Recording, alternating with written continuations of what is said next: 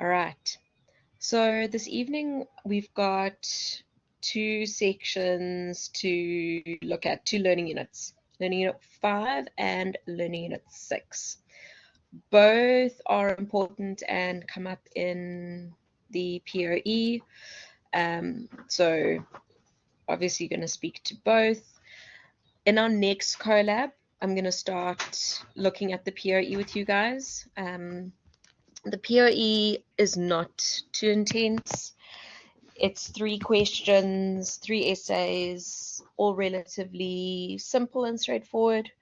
So they are not too intensive, which I think is good for you guys, just because, you know, you've got some other modules which are very intensive. So again, we take our small victories where we can. I'm glad that that gives you a little moment of breathing. Hey, Stefan. So more than anything, it's just going to be about time management and making sure that you set the time aside to do the essays, because they do need a decent amount of research. But like I said, seeing as you've still got assignments on the go, it's not something we have to deal with just yet. But all this content is relevant and necessary for your POE. Give me a second, guys.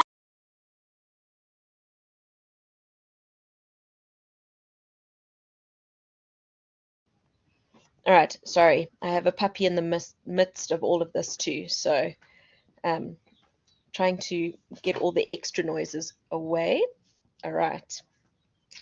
So in our last lecture, we looked at ideology, hegemony, and looked at those concepts. So we're going to go into a little bit more detail in that. Okay, I'm just sorry.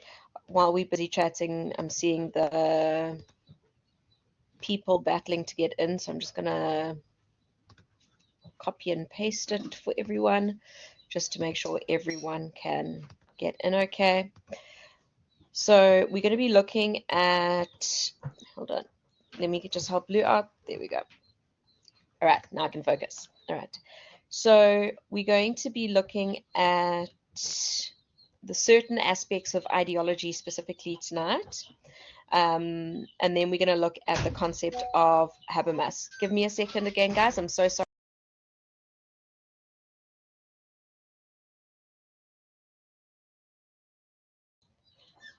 All right. Sorry, guys. I'm just trying to get this puppy to stop squeaking in your ear. Right. Hey, there you go. Well done. All right. So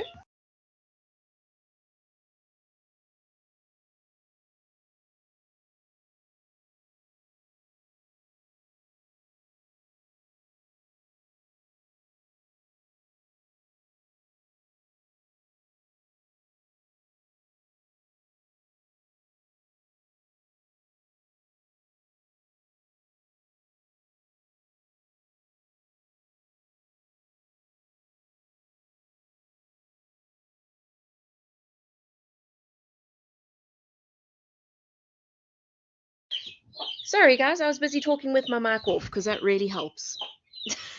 Sorry. I don't know how I did that. Okay, let me start that again. So what I was saying is, when we're looking at our ideologies, we look at things from 2 perspectives. So that an ideology can be neutral or an ideology can be critical. So neutral ideology is generally our utopian viewpoint that we are aspiring to have. The idea with neutral is that everyone has their own ideologies, everyone is accepting of one another, and there is no situation where people are criticizing or attacking anyone based on their ideology. So, do you think that exists today? Do you think we're neutral and respectful of one another's ideologies and stuff? Yeah. The reality of life and society is that we are very critical of each other. We tend to actually see our differences and our different ideological viewpoints as a challenge to our own ideologies and the way we see the world. So when people are different or other, we tend to get very defensive and critical and in most instances mean to one another. Hence why we have racism and sexism and all these things. It's that we often will have this environment where there'll be our dominant ideologies and then we will have counter ideologies. So whether it be because the ideologies or the dominant ideologies are, how do I put it, are not necessarily the greatest, or it might be outdated, or there might be some situation where the ideology needs to shift and change. When that happens, we can have our counter ideologies. So what do you guys think? What is a counter ideology that has happened in recent times where we don't agree with the dominant ideology anymore? Think about the media and representation. What ideologies do you think we are, as a society, trying to shift and change?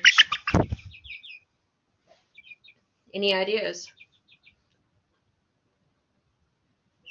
Where we've become critical of the way we see the world and what is being portrayed about us, and we want to shift it and change it.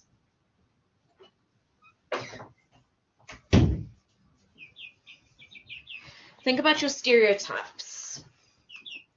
What stereotypes are there that we maybe don't agree with anymore? Any ideas? Yeah, go for it, Lou.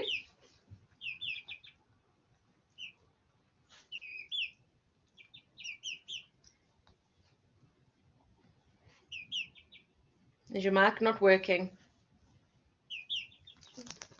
Hello, can you hear me now? No, I can hear you. Perfect. Sorry, I couldn't type. I don't know why. Everything keeps going mad here. I was thinking about apartheid. Exactly. That's that a was perfect example. Your contribution. It would have been a lot quicker to just type it, but I can't. It's like a technology and us on being friends tonight. That was terrible English. Don't tell Douglas. All right, so yeah, so apartheid is an excellent example where the dominant ideology was challenged because we knew that that wasn't okay. Yes, Leah, good. Body shaming. So body positivity is the counter ideology. So it's that, you know, to be beach body ready doesn't mean you have to be super skinny and, you know, with all the muscles and stuff. You can be, because that is still beautiful, but it means that we're starting to see these counter ideologies. So, for example, if we're looking at the LGBTQI plus community and their representation, that has shifted quite significantly. That nowadays we also can see that our dominant ideology of heteronormity is shifting and changing. Men are superior to women. Yes, good, Stefan. So toxic masculinity is, you know, we going against that and saying, you know, men can have emotions and feelings. So Leah, your counter ideology will be the ideology that comes about because we are not happy with the dominant ideology. So for example, the dominant ideology that is portrayed in films. Okay, no, let me start that again.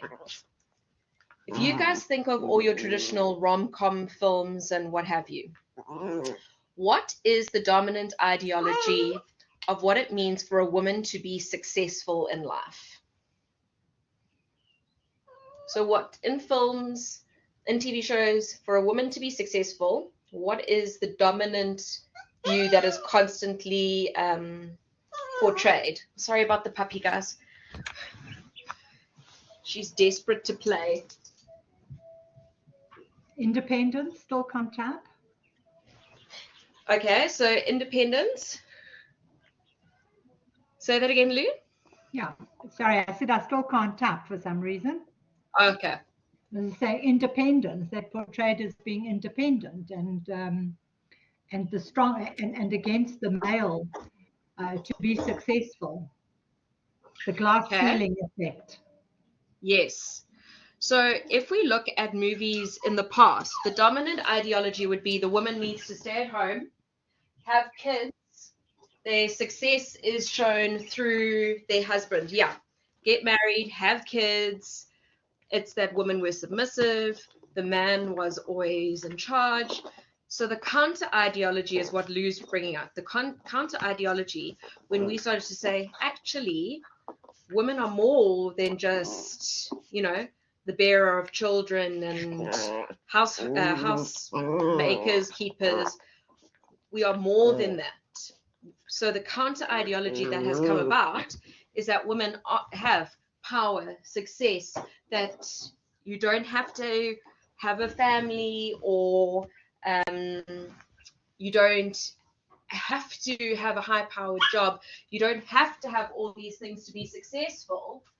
You get to decide your own success. So when we think about our norms in society, those norms that are not okay, that are sexist, racist, whatever it may be, the counter ideologies are what we as society have in place so that we can start standing up to these ideologies. So the reason why counter ideology is really important is when we start to see changes that are needed within society, because our media for too long is portraying certain aspects of life in a particular way, and we go, actually, no, we as a society, as a people, want to see change. We want better representation.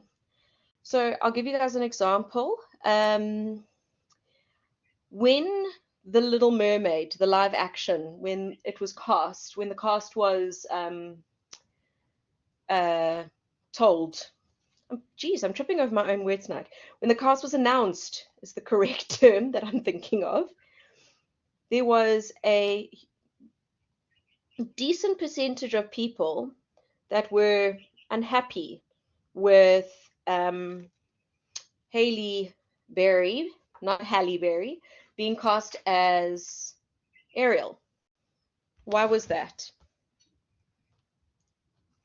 Why did everyone have issues with Halle Berry being cast? Yes, okay. Because of racism, because of color, because everyone said, but Ariel's white. And their response was, well, she's a fish, okay? And that in all reality, she could be any color, and I was going to say under the sun, under the sea.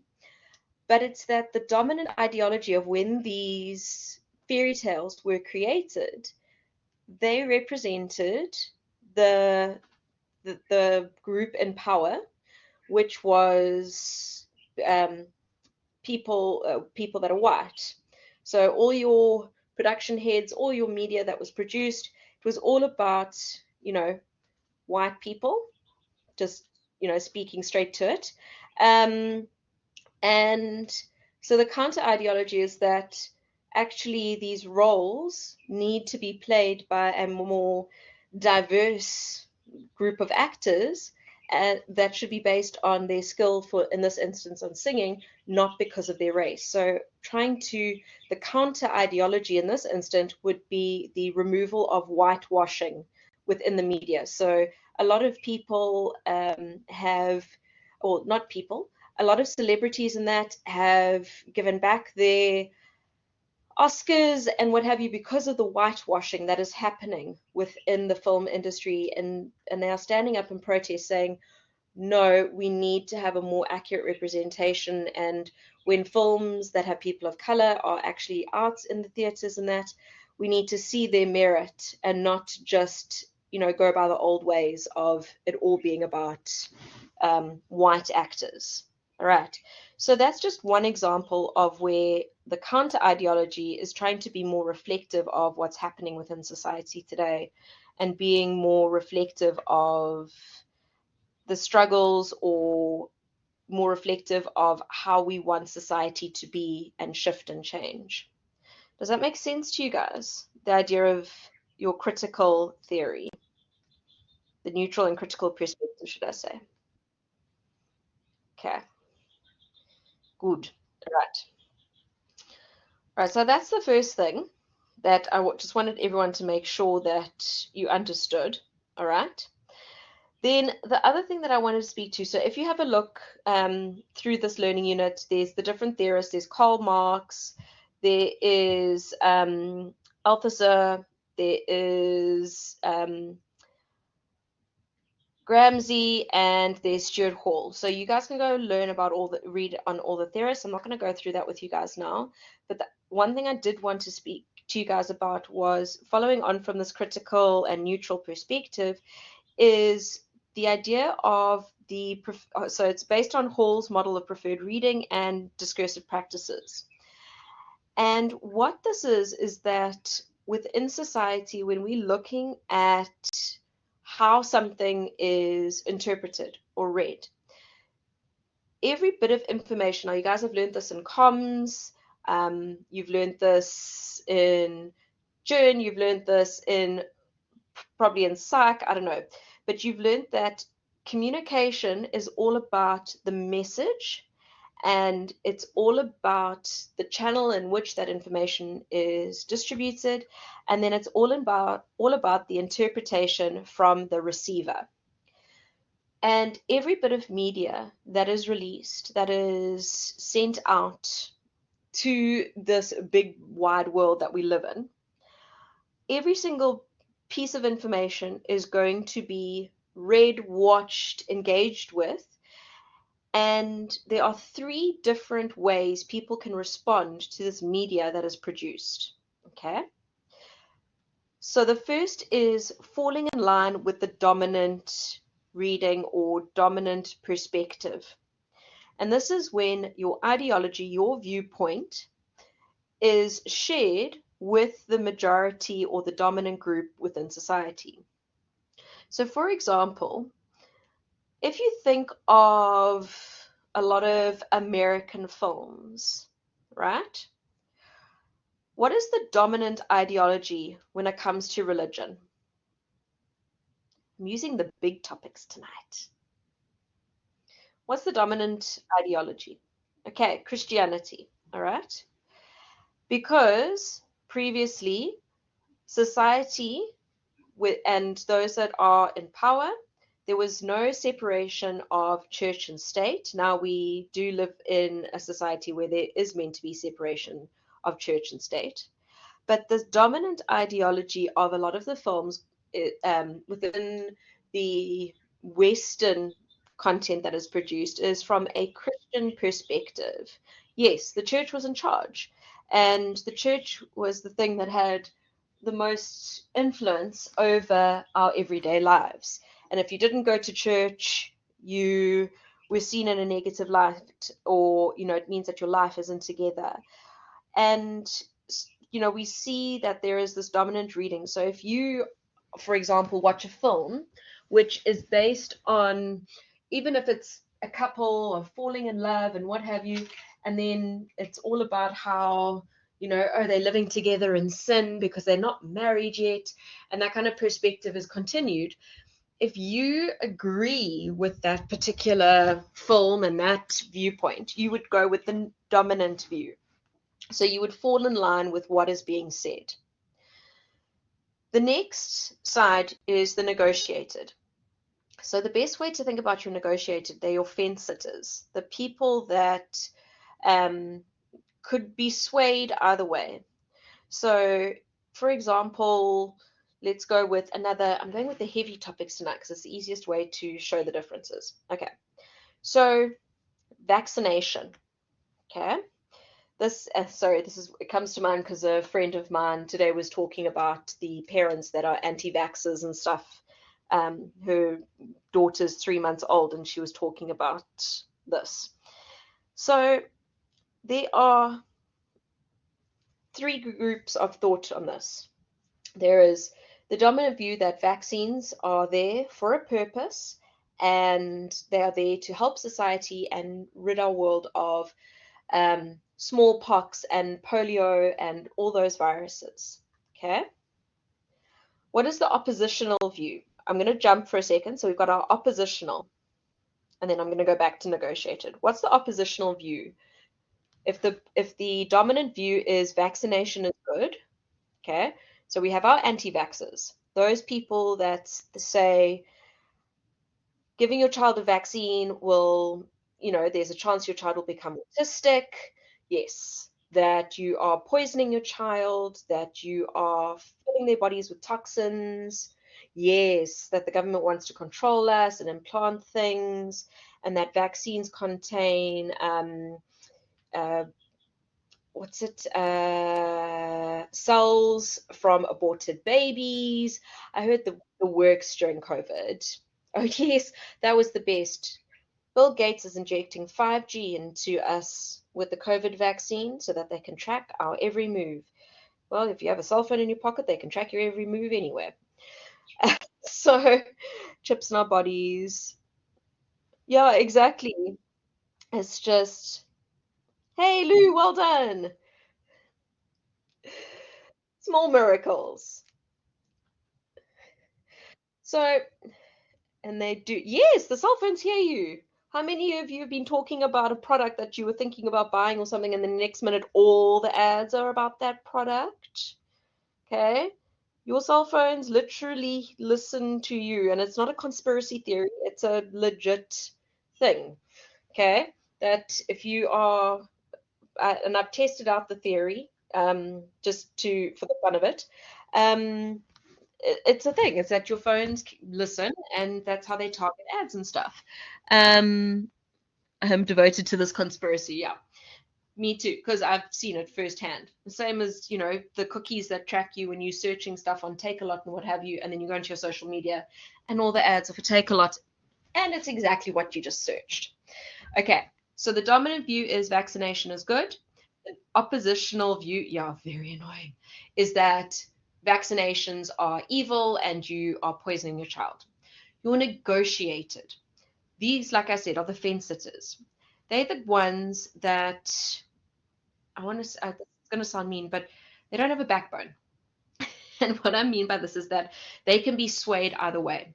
They can listen to both sides of the argument. They can go, meh, I can go one way or the other, because you've read one thing, you don't need another one. So the idea here is that negotiated are the ones that actually a lot of our media is aiming at. Why do you think I say a lot of media is aimed at the negotiated people, not the dominant or the oppositional?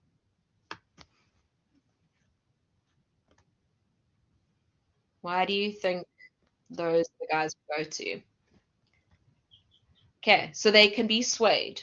So a lot of a lot of the companies will aim at that particular target audience, because yes, it gets people talking. And the thing is that if you already buy a product, let's use Kit Kat for example. If you already buy Kit Kats, you don't need to be swayed towards that dominant viewpoint. And if you are oppositional, you're not going to change your mind. So if you are pro-vaccination, you're not going to suddenly change your mind to be anti-vaccination unless there's a ton of stuff thrown your way. So the negotiator guys are the ones that will either go for the dominant or go towards the oppositional. The dominant and oppositional. Yes, there you go, Kirsten. So the idea is that your negotiated are the ones that actually have a significant influence in the way in which we read, the way in which media is received. So everything that goes out goes to that negotiated, with the dominant people latching onto it, going, yes, see, this is why I believe this, and the oppositional saying, yes, see, this is why I believe the other thing. But every single bit of information that is released is read, and it's how we want it to be read. Okay. Aren't we all a little bit negotiated? Amanda, I wouldn't necessarily agree with that because, like, for me, I will never be an anti-vaxxer. My child has had every vaccine that she has needed, and chickenpox ones on top of it and all that. I will never be an anti-vaxxer.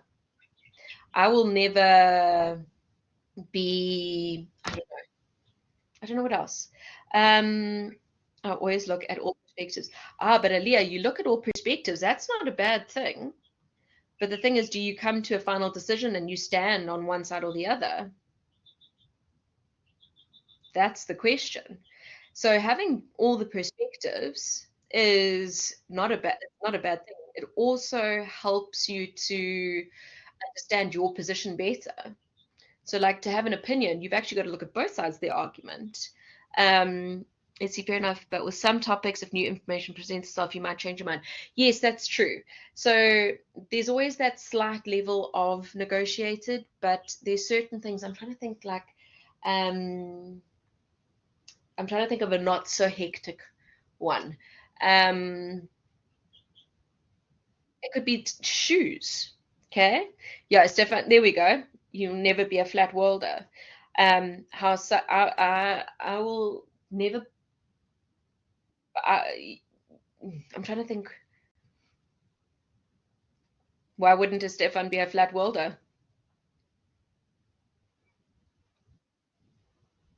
Because we've got visual evidence of the world being round.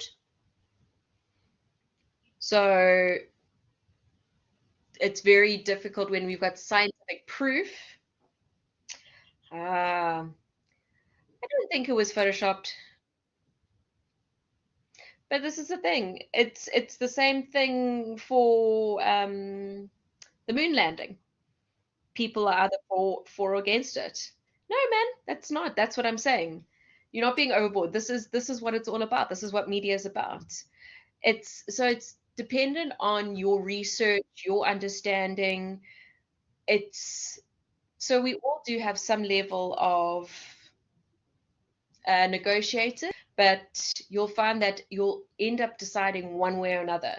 So whether it be your religion, and if you, let's say, religion, parenting things, it can be music taste, it could be literally everything. It's that we end up having an opinion.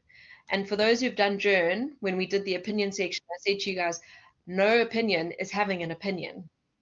So it's the same thing. Flat Earth, that is the correct terminology. Yes, it is. Please don't believe there was a moon landing. Okay. Believe lizard people exist. Yeah, exactly. We've got lizard people. We've got people. My best was a student came to me 3 weeks ago and said, Annie, they have proven there are aliens in America. So I said, oh, really? Have they? Show me the article. And I was like, okay. And then I look at the article, and what does it say? This person who previously worked for NASA is opening up about how they are sure they are aliens. And I'm going, oh, my soul child. I wanted to get their phone and whack it across their face because I was like, there you go. That's society right there. There are definitely aliens. How do you know? From this dodgy site. But he was adamant that there are aliens, and he said no matter what, no one's changing his mind. But we all gullible lizard people. Hey, listen, we all look like lizard people when it's 5 in the morning and we haven't slept because we've been doing assignments or exams or children, or maybe if one too many drinks. Right. Sorry, going off track. I know this is the thing we do laugh, but some people really, really believe it. So, all right. So let's get back to. I swear, one of my friends is like this. She wholeheartedly believes that every vaccine has dead baby cells, so she can't have the vaccine because it's abortion, and abortion is against God's will, and on and on and on. And I just was like, okay, breathe. Let's get some research and look through it. So, woke up in the morning with pro marks. Your brains have turned to smush, you lot.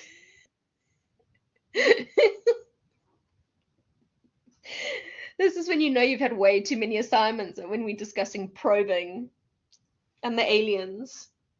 Oh my gosh. Okay. Yeah. Sorry, I haven't even started my assignments and my brain is cooked. Oh, my battery's got to charge. Hold on. Let me just run to my charger.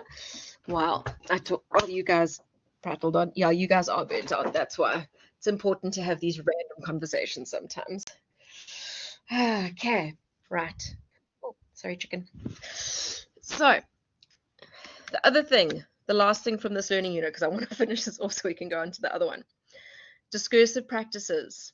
Okay. Do you guys trust information about new medical developments from a doctor or someone who's done their own random research? They looked the wrong place. Lou, I love that. Okay, who do we trust when we're reading media articles and all that and finding out about our lizard people? Who do we trust? People with credibility. Okay, so we trust the doctor. We touched skull with them. Okay, yeah, so someone that actually knows what they're talking about. So lawyers, doctors, and all that. Yeah, no, it's true, Stefan. So the idea is that we will develop our opinions based on who is giving us that information.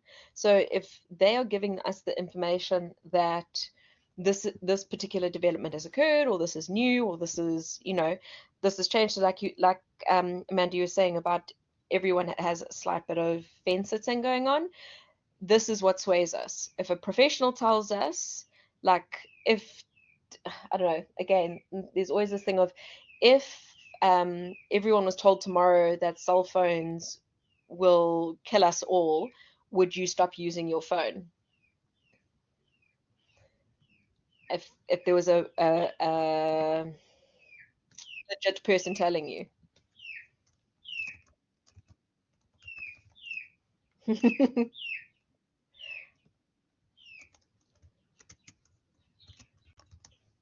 I think we would all, for one, take it with a pinch of salt, but it's, if there's official people telling us, we tend to believe it more than others, but also I'll take my chances. See, Renee, you've handed in those assignments. Damn it, you're getting your marks for them.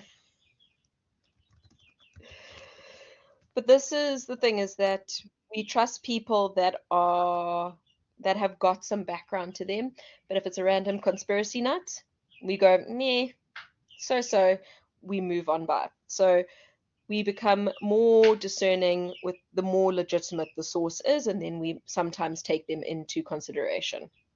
All right. Any questions about the random things that we have discussed besides the lizard people? Does that make some sense? That was my chicken knocking something off my kitchen counter.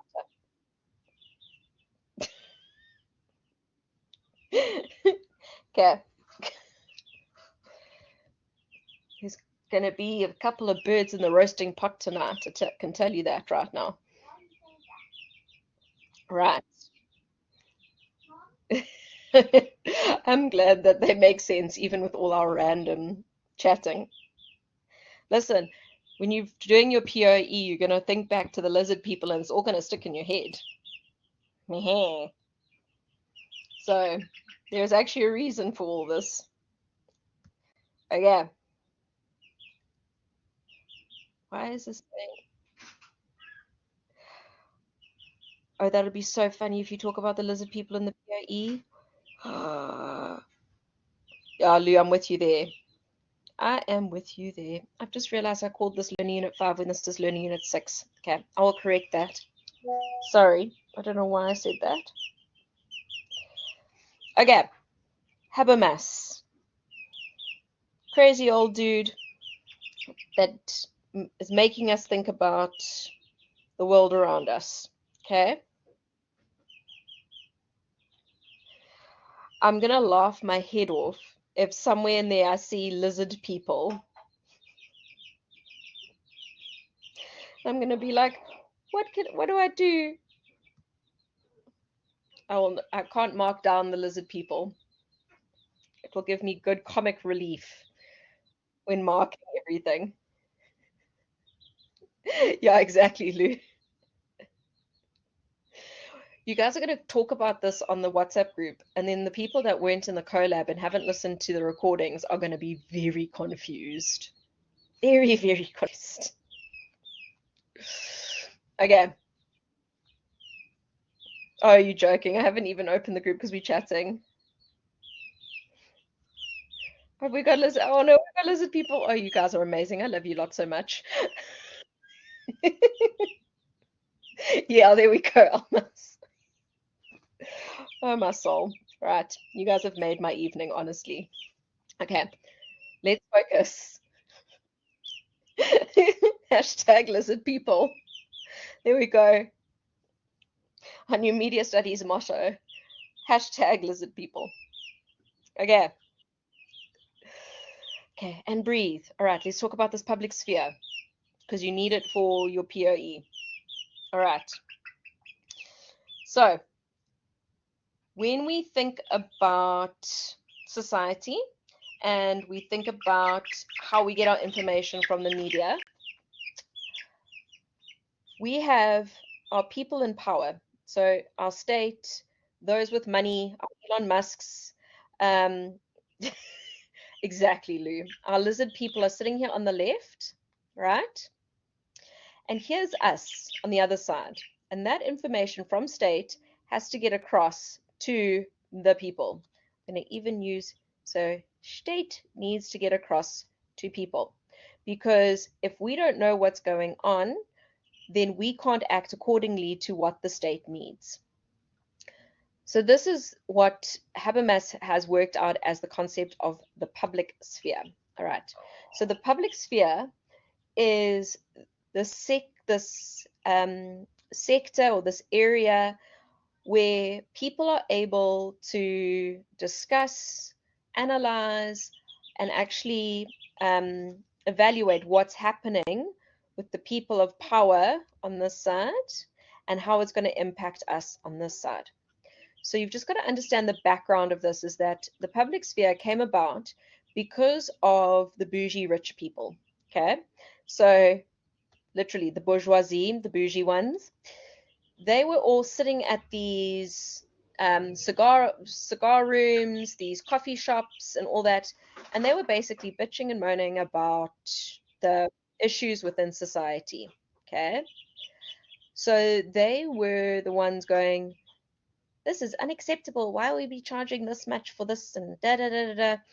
And they started complaining and going, actually, we don't agree with what they're doing. We're going to stand up and stand against what is happening. So it's based on this idea of there being tension between the ideal and the reality. Okay, so this little bit in between.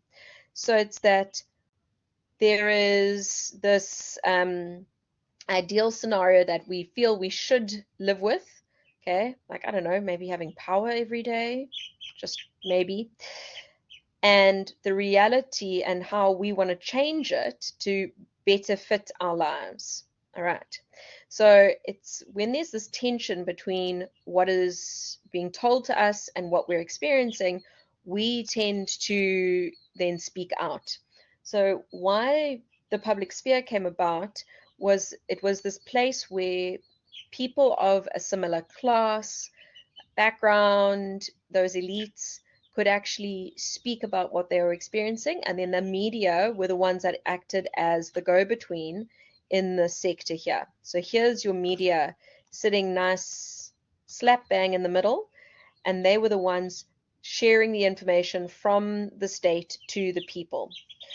So it meant that we could comment on the media, criticize the media, criticize what's happening within society, and actually felt we had the power and the importance to speak about it. So now, my question to you, what media that we have today do you think would fall into this public sphere? Where do you think we mostly discuss the issues within society? What do we think?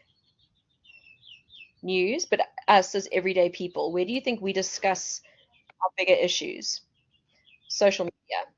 Okay, so we tend to go to socials to comment because we don't write letters to the editor anymore. We don't go and complain just, to our friends, whatever. We go and complain online. Generally, we'll comment on things that are negative and things that we're not okay with. But yes, exactly. We argue in the comment section until someone turns it off. Okay. So it used to be you'd write a letter to the editor or, you'd speak to your close-knit group of people. But now we've become a global people. So we might have a complaint about something happening in our country and we have 20 other countries supporting us. I'll give you another example. I don't know if you guys have seen the TikTok drama with the word colored that's been happening in the last week or so. Has anyone seen?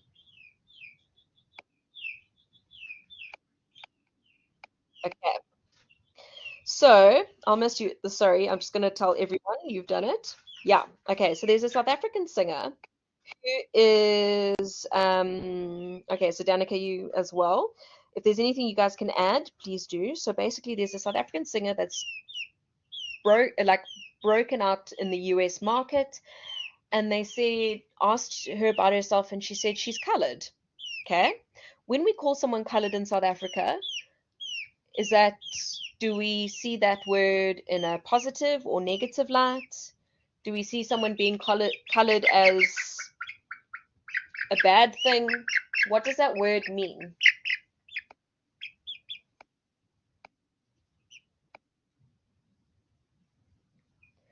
Okay, so calling someone colored is not, it's a race. So, yes, okay, so for us, calling someone colored is a good thing. It's just natural. You are colored. You are mixed race. You are, if you check the boxes on your forms, it's black, white, Indian, colored.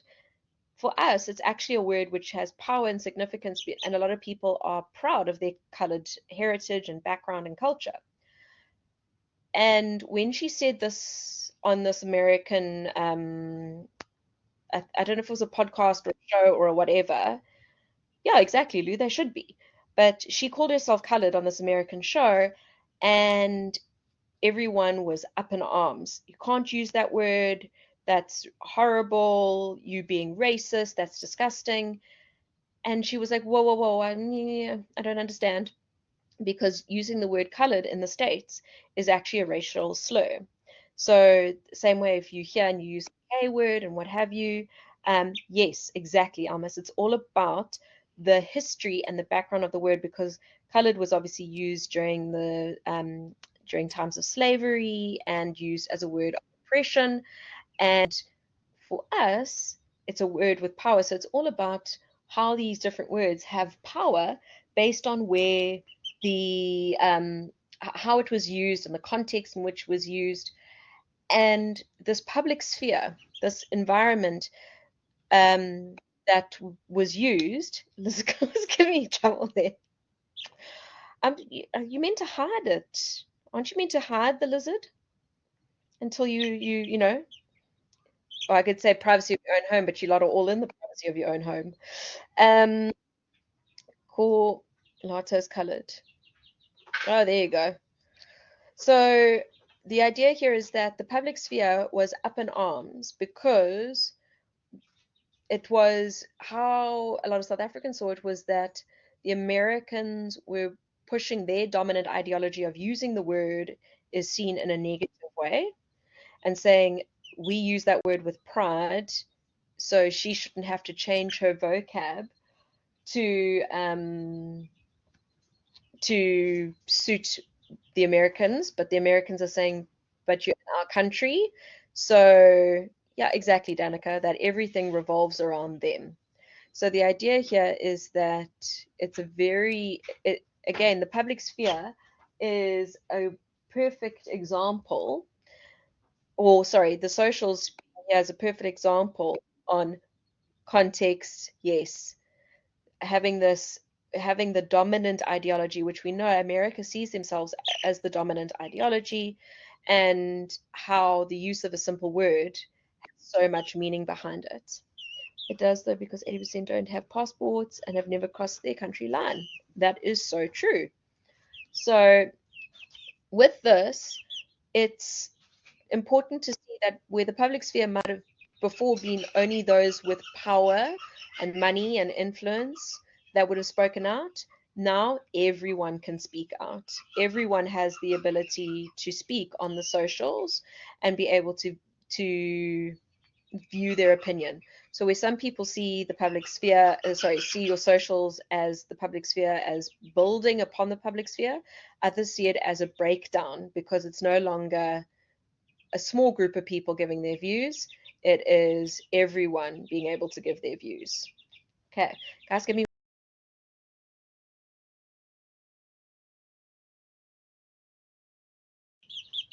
Sorry. So it's just interesting to think about how this public sphere is shifting and how social media and media has the ability to actually influence the way we communicate with one another, but also how sometimes we have to open up and be aware of what is happening on a global scale. Okay, does that make some sense for all my lizards out there? My actual lizard is staring at me right now, my bearded dragon. I love that, Kristen. Oh, dear me. You lot are awesome. I love you so much. Who knew that a media studies lecture, could end in discussions on the lizard people? Anyway, right. That is us for tonight. That is what we needed to go through. So thank you so much for coming online tonight, everyone. It only was brilliant because of you guys. I hope it gave you a little bit of a brain break from all the stress you guys have been under. So we can say state, lizard people, public sphere aliens. Uh, reality people, us and those conspiracies about aliens and lizard people. There we go. Almost, you've got it. Lightheartedness is important sometimes. All right, guys. Have a great evening, and I will chat to you all soon. Bye, guys.